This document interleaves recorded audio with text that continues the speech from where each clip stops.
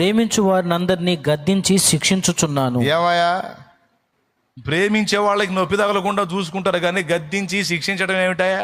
గద్దింపులో ఉంచాడు, శిక్షలో ఉంచాడు. శిక్ష అంటే శిక్షణము, శిక్ష అంటే శిక్షణము.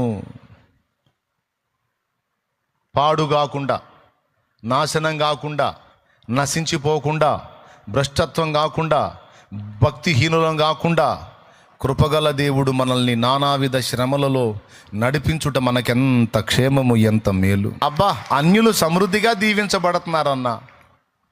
సొదొమ గొమొర్రా వాళ్ళు కూడా బాగా దీవించబడ్డారు.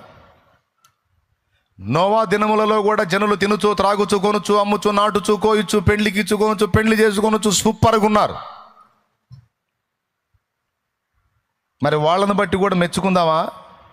ఒక్క దెబ్బలో పోయారు మొత్తం. కానీ నోవా నవ్వుల పాలయ్యాడు. తన ధనాన్ని రక్షణ ఓడ కొరకు సిద్ధపరచుకోవడానికి పెట్టేసుకున్నాడు.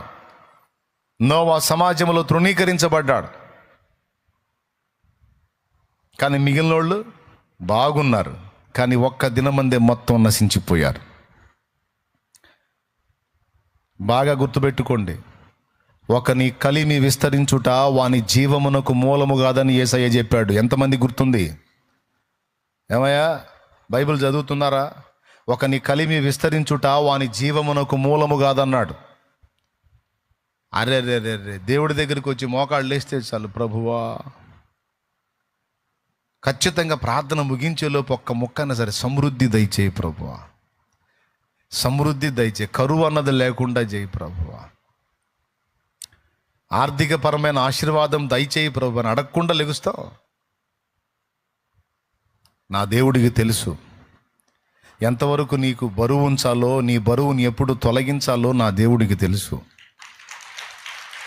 నువ్వేం గందరగోళం కావాల్సిన అవసరంలా, ఇబ్బంది పడాల్సిన అవసరంలా.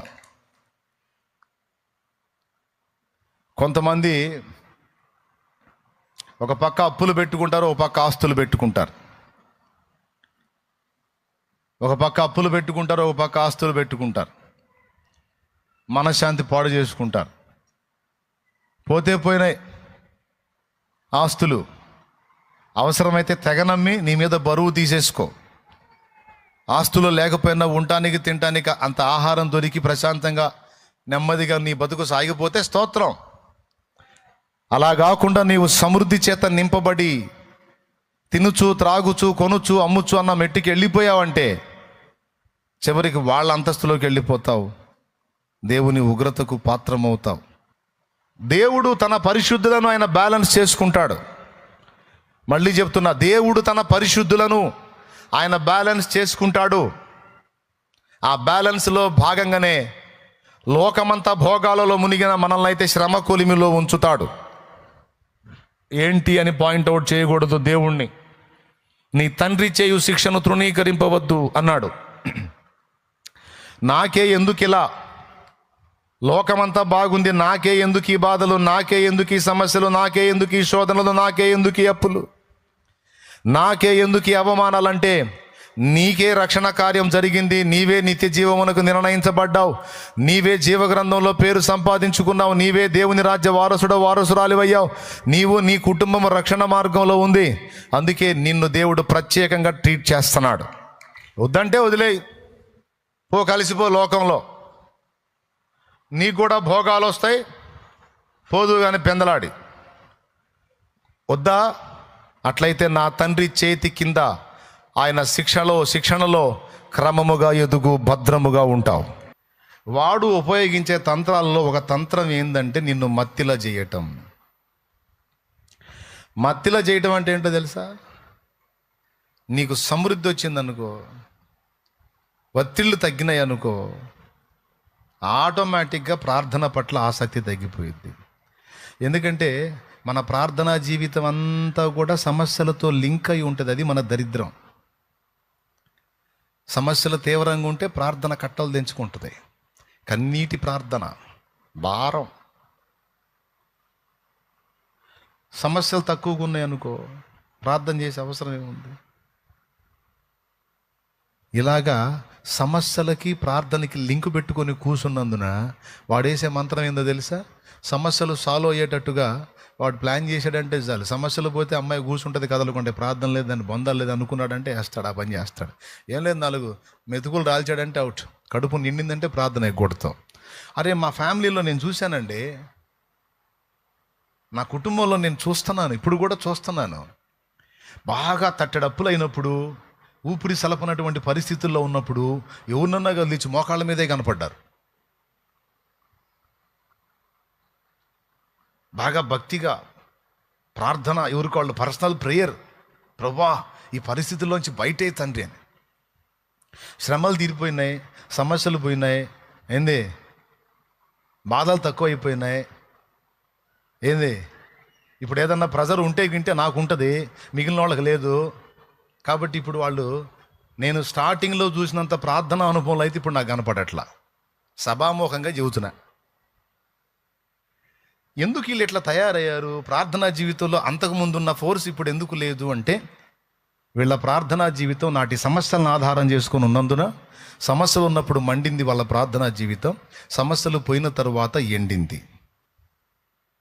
ప్రార్థన విషయంలో అంత తీవ్రత లేదు, ప్రార్థన విషయంలో తీవ్రత కోల్పోయారు.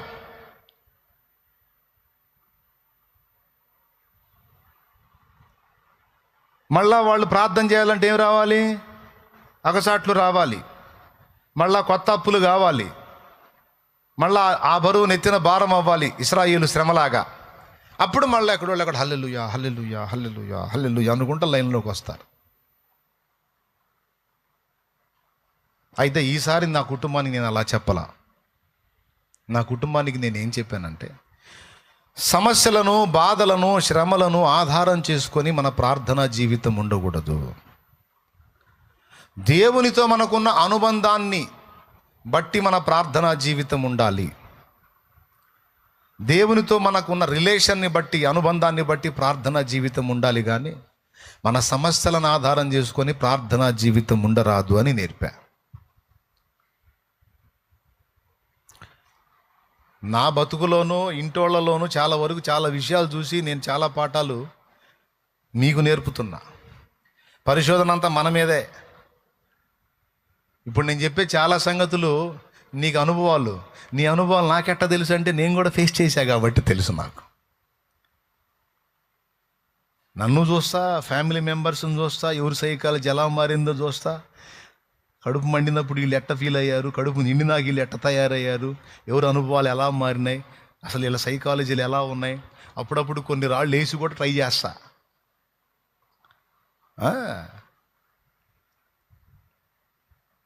నిరంతర పరిశోధకుడిని. దేవునికి స్తోత్రం, హల్లెలూయా. నేను ఈరోజు చెప్పిన ఈ సందేశం చాలా కీలకమైంది. దీన్ని కోల్పోయారంటే దారిద్ర్యపు రేఖకు దిగుకి వెళ్ళిపోతారు, ఆధ్యాత్మిక దరిద్రులు అవుతారు. జాగ్రత్త, పోగొట్టుకోవద్దు. దయచేసి హృదయాల్లోకి తీసుకోండి. ప్రార్థనా జీవితం దేంతో ముడిపడి ఉండాలి? సమస్యలతో ముడిపడి ఉండాలా? అట్లయితే సమస్యలు తీరిన తర్వాత పోతుంది. సమస్యలతో కాదు, దేవుని మీదున్న ప్రేమ, అనుబంధంతో ఆ అనుసంధానమై ఉండాలి ప్రార్థనా జీవితం. శ్రమ ఉన్నా, శ్రమ లేకపోయినా కూడా దేవుని మీదున్న మమతను బట్టి నువ్వు ప్రార్థనా జీవితాన్ని కానీ సిద్ధపరచుకుంటే, ఎనీ టైం, సర్వకాల సర్వావస్థల యందు నువ్వు ఆయన దగ్గరే కూర్చోడానికి ఇష్టపడతావు. ఎందుకు? నీకు ఆయనతో అలాంటి అనుబంధం ఏర్పడింది. ఆయనతో మాట్లాడకుండా ఉండలేవు, ఆయనతో గడపకుండా ఉండలేవు. సమస్యలు తీరిన తర్వాత ఇంకా ఎక్కువ దగ్గర అయిపోతావు. సమస్యలు ఉన్నప్పుడు ఒక విధంగా ఉన్నా, అవి తీరి నీకు విడుదల వస్తే ఇంకా దగ్గర అయిపోతావు. ఆయన్ని ప్రేమిస్తే, ఆయన మమతతో నువ్వు కనెక్ట్ అయితే ఆకర్షించబడతావు. ప్రార్థనా జీవితం అలా డిజైన్ చేయబడాలి. ప్రార్థనా జీవితం దేవుని మీద ప్రేమను బట్టి ఏర్పరచబడాలి, కానీ మన సమస్యల్ని బట్టి కాదు. సమస్యలను బట్టి అయితే సమస్యలు తీరినాక అది మారిపోయింది. అందుకే సైతాను కూడా 4 మెతుకులు రాలుస్తాడు, కొన్ని నీకు అందేటట్టు చేస్తాడు. ఇదిగో సమస్యలేగా నీకు 4 మెతుకులు రాలుస్తున్నపో, తీరిపోయినాయిపో, శుభ్రంగా గుక్కడి తిని హాయిగా నిద్రపో. అదిగో సినిమా చూడు, అదిగో కొత్త సీరియల్ స్టార్ట్ అయింది, సూపర్, చూడు. అదిగో సెల్ ఫోన్లో ఈ చెత్త అంతా చూడు, అది ఇది చూడు, అది చూడు. ఇంకా ప్రార్థన వదిలేసే, ప్రాబ్లమ్స్ పోయినాయి కదా. ఆదివారం చర్చికి పో, నేను కాదంటే కదా, పో. పాటలు పాడు, వచ్చిన కాడికి సందా వేసిరా, సందాకు కూడా డబ్బులు ఇస్తా, నేనే ఇస్తా, పో అంటాడు. నిన్ను మత్తిలా చేస్తాడు. నువ్వు మత్తుగిల్లావంటే అవుట్. ప్రార్థన ఆగితే విశ్వాసం ఆగిపోయింది. విశ్వాసం డౌన్ అయిందంటే నీ కథ కాటికే. అర్థమైందా? అందుకని వాడు ఆ విశ్వాసాన్ని డౌన్ చేయడానికి ప్రార్థన, వాక్యం రెండింటిని చెడగొడతాడు. చెడగొట్టడానికి అవసరమైతే ఇలాంటివి కూడా వాడు ఏర్పాటు చేసే అవకాశం ఉంది. అందుకే నేను చెబుతున్నా, వాక్యమైనా ప్రార్థన అయినా దేవుని మీద ఉన్న మమతను బట్టి నువ్వు ఆ లింక్ చేసుకో, కానీ సమస్యలను బట్టి. రోజు వాక్యం చదవకపోతే ఏమన్నా అయిద్దేమో అని వాక్యం చదవవాకు. రోజు ప్రార్థన చేయకపోతే సమస్యలు పోవేమో అని ప్రార్థన చేయవాలి. నీ ప్రార్థనా భారం, వాక్య భారం సమస్యల్ని బట్టి కాదు, కానీ దేవుని బట్టి ఉండాలి. తాగుబోతోళ్ళని చూడండి, మందుతో వాళ్ళు ఏర్పరచుకున్న అనుబంధం ఎలాంటిదో తెలుసా? అది ఆనందానికి దుఃఖానికి మధ్యలో ఉండింది కాదు, అది వాటికి అతీతంగా ఏర్పరచుకున్నాడు వాడు అనుబంధాన్ని. ఆనందాన్నో దుఃఖాన్నో బేస్ చేసుకొని వాడు దాన్ని కనెక్ట్ అవ్వడు. త్రాగుబోతూ కావాలంటే అడిగి చూడండి, దానికి అతీతంగా అనుబంధం ఏర్పాటు చేసుకొని ఉంటాడు బాటిల్తో. ఎలాగో చెబుతాను నేను. అప్పులైన అనుకో, తాగుతాడు. ఎందుకు తాగేవరా? అప్పులన్నా తట్టుకోలేక తాగుతున్నా అంటాడు. తీరిని అనుకో, తాగుతాడు. ఎందుకు తాగేవరా? అప్పులు తీరిని అన్నా, ఆనందం అన్నా. అరే, మందు మాత్రం మానుకో. ఎట్లా మానుతానన్నా? ఆ అనుబంధమే వేరు.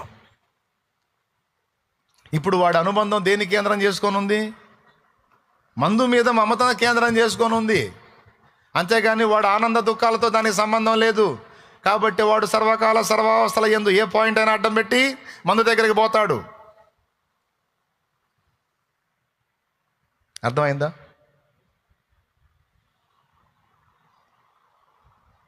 సమాజంలో ఎవరన్నా సచ్చారనుకో, తాగుతాడు. ఎందుకు తాగేవరా అంటే వాడు సచ్చాడు, తాగాను అంటాడు. ఎవరు సాగుపోయినా తాగుతాడు. ఎందుకు తాగుతున్నారంటే నా సమాజం చల్లగా ఉంది, ఆనందం పట్టగలేక తాగుతున్నా అంటాడు. మొత్తానికి మందు దగ్గర పోకుండా మాత్రం వాడు మానుకోలేడు. అంటే ఏదన్నా చూపించి, ఏదో వంక చూపించి మందు కాడికి పోకుండా వాడు ఉండలేడు. దేవుని విషయంలో మనకి అలాగా కనెక్ట్ అవ్వాలి. తాగుబోతుడి దగ్గర నేర్చుకోవడానికి పాఠాలు ఉంటాయి మనకి. దేవునికి స్తోత్రం. గతంలో చెప్పా.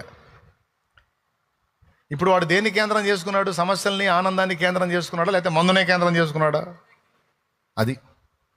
అందుకని వాడేం పడతా, సర్వకాల సర్వావస్థల యందు మేలు కలిగినా కీడు కలిగినా నిన్ను మాత్రం వదిలిపెట్టను. అట్లా ఏర్పరచుకోవాలి దేవుడితో అనుబంధాన్ని. దుఃఖం కలిగిందనుకో, సమస్యను బట్టి ప్రార్థన. సమస్య తీరిందనుకో, ఆనందాన్ని బట్టి కూడా ప్రార్థనే. అప్పుడు సైతానుగాడు వేసుకుంటాడు ముసుగు. ఈ మనిషిని ఏం గదిలిచ్చినా సరిపోయి ముందు మోకాళ్ళు వేస్తుంది. ఈ మనిషి జోలికి పోవటం వేస్ట్ అనుకోవాలి వాడు. నేనును నా ఇంటి వారు దేవుణ్ణి అట్టి విధముగానే ప్రేమించాలని ఆశిస్తున్నా. నా ఇంటి వారు కూడా అలా ప్రేమించాలి.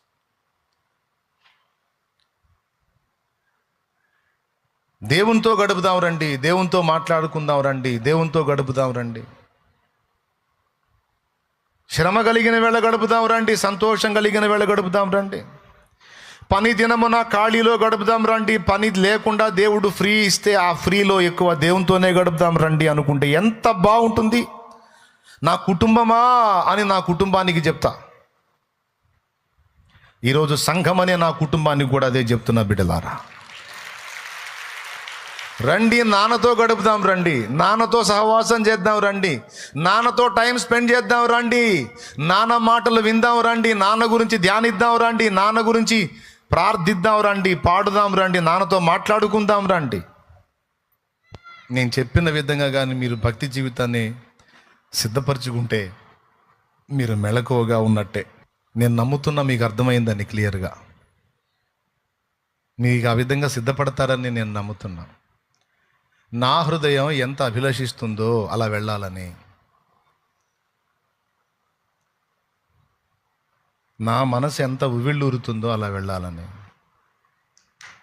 సమయమందును అసమయమందును, మధ్యరాత్రిలోను తెల్లవారుజామునను ఆయనతో కూర్చోవాలి, ఆయనతో మాట్లాడాలి, ఆయన్ని మహింపరచుకోవాలి. మన బంధము అనుబంధము. భక్తులు అలా డిజైన్ చేసుకున్నారు, తమ భక్తి జీవితాన్ని, ఆత్మీయ జీవితాన్ని అలా అలా రెడీ చేసుకున్నారు. అందుకే విశ్వాసులు పడతా లెగుస్తా మండుతా చల్లారుతా ఉండొచ్చేమో, కానీ దైవజనులు అలా ఉండరు చూడు. వాళ్ళ ప్రార్థనా జీవితం కానీ, వాక్య ధ్యానం కానీ, ఆత్మీయ అనుభవాలు కానీ అలా ఉండవు చూడు. ఆ విషయంలో మెళకువగా ఉంటారు. ఎందుకు? అలా ఏర్పాటు చేసుకున్నారు దేవునితో అనుబంధాన్ని. ఒకవేళ ఇంతవరకు నీకు అలాంటి అనుభవం లేకపోతే ఇక నుంచి నువ్వు అలా డిజైన్ చేసుకో. సమస్యను బట్టో సంతోషాన్ని బట్టో కాదు, సర్వకాల సర్వావస్థల యందు ఆయనతో గడపడానికి నీ మనసు ఉవ్విళ్ళూరాలి. ఆయన కంటే ఎక్కువ ఏది లేదు అని నీకు అర్థం కావాలి. నా ఇంట్లో నేను గతంలో రాసుకున్నాను, ప్రార్థన కంటే, వాక్య ధ్యానం కంటే మించినది ఏదీ లేదని నీవు ఎరుగుదువా, దానికంటే ఉన్నతమైన పని ఏమిటి అని రాసుకున్నా, క్వశ్చన్ మార్క్. దేవుడితో మాట్లాడుట కంటే, దేవుని స్వరము వినుట కంటే ముఖ్యమైన పని ఏమిటో చెప్పమ్మా అని రాసుకున్నా. నువ్వు వాటికి తక్కువ టైం ఇచ్చి మిగిలిన చెత్త అంతా ఎక్కువ టైం గడుపుతున్నావు. ఏది గొప్పది, ఏది ముఖ్యమైంది, ఏది శ్రేష్టమైంది, ఏది అవసరమైంది? సమస్యలకు సమాధానం ఆయన పాదాల దగ్గరే ఉంది, అక్కడే వెతికా. సమస్యలు తీరినప్పుడు ఆనందం కూడా ఆయన పాదాల దగ్గరే ఉంది, అక్కడే వెతికా. వెతకాలి. శ్రమల్లో ఉన్నావా? ఆయన పాదాలు వెతికావు, శ్రమ తీర్చాడు. అప్పుడు ఇంకా ఎక్కువగా ఆయన పాదాల దగ్గర గడపాలి. భార్యాభర్త ఇద్దరు కలిసి పని చేసుకున్న అప్పులు తీరలా. దేవుడు దయదలిచి ఒక అద్భుతం చేశాడు, అప్పు తీరిపోయింది, బాధ కొలిక్కొచ్చింది. ఇప్పుడు భర్త ఒక్కడే పని చేస్తే సరిపోతుంది, భార్యకు ఫ్రీ దొరికింది. ఇప్పుడు భార్య ఏం చేయాలి? దేవుడు విడుదల ఇచ్చాడు కనుక ఆ కృతజ్ఞతతో దేవునికి దగ్గర అవ్వాలి. కానీ భార్య ఏమవుతుందో తెలుసా? లోక చెత్తకు దగ్గర అవుతుంది. మీరు ఆలోచించండి. శ్రమ కొలిమిలో మనం ఉన్నప్పుడు దేవుణ్ణి ఆశ్రయించాం, విడుదల వచ్చినప్పుడు మరి ఎక్కువగా ఆశ్రయించాలి. రాత్రి పగళ్ళు పని చేసుకునే దినాల్లో దేవుణ్ణి ఆశ్రయించావు. ఇప్పుడు ఒక పూట పని చేస్తే చాలు, నీకు 2 పూట్ల పని చేసినంత ధనం వస్తుంది అంటే ఆ మిగతా సమయం నువ్వు దేవుడితో గడపాలి. దేవుడు ఇచ్చాడు ఆ ఫ్రీడమ్. కానీ నువ్వేం చేస్తున్నావు? ఏమో నువ్వే ఆలోచించుకో, నేను కూడా ఆలోచించుకోవాలి, అందరూ ఆలోచించుకోవాలి. విడుదల ఇచ్చినప్పుడు ఇంకా ఎక్కువగా దేవునికి దగ్గరికి అవ్వాలి. కానీ ఇదేంది, విడుదల దొరికి నాకు పూర్తిగా దూరం అయిపోయే దరిద్రగొట్టు స్థితికి దిగజారిపోయారేంది? వాస్తవా కాదా? పచ్చి నిజం. సరిదిద్దుకోండి.